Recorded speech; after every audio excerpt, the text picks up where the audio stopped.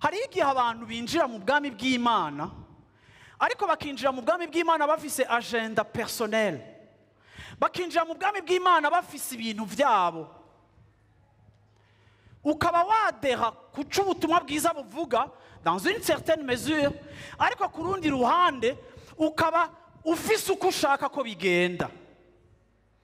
Ndakunda kuganira n'abakristo benshi mu ishengero, usanga wewe afise uko ashaka kugendana n'Imana, arafise uko avyumva, arafise uko ashaka ko bigenda, ariko muri uko wowe uvyumva ça n'a rien à voir avec la pensée de Dieu.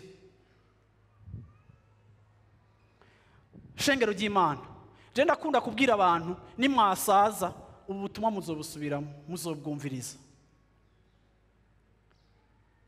Hariho urugendo rw'agakiza rwuzuyemo deception, kuko urakijijwe ariko ufise agenda yawe. Simoni yarumva ko ivy'Imana ari ivyo, ariko Simoni kuko ari umuntu aje afise popularite, ameze nka babaririmbyi bakizwa bavuye mu isi, kuko ari abastar, yashika muri eglise agaca ashaka kwinjira muri korale. Kuri we nta transition, kuko yari umustar, no muri eglise ifo kwaba umustar. Kuko abantu badatahura yuko concept y'ubwami bw'Imana iri different n'ingene bimeze hariya mu isi.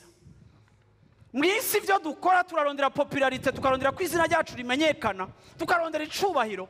Mu bwami bw'Imana turahononsa kuri ivyo bintu byose, tukarondera ko twe tuzimangana, Imana igashigwa hejuru, tukarondera ko twe twiyefasa, Imana akaba ari ija habona. Yesu ashimwe cyane. Kuko principe ya action, muravyumva, canke ya réussite muri kingdom y'Imana na kingdom ya Satani, principe ya success simwe. Iki nico Simoni atatahura, akumva yumva ko akeneye. Reka ndababwire, hari igihe tuba twarabaye abakene mu buzima bwa misi yose, ugahura n'umuvuga butumwa akakubwira ngo niwaje muri Yesu ndabona utunga, ndabona Yesu aguha amahera. Uravyumva, tukabwirwa ubutumwa bw'ivyo Yesu azodukorera, ariko tukanyegezwa ubutumwa bw'ivyo tuzotakaza. Ikiguzi c'urukundo kirimo gutakaza.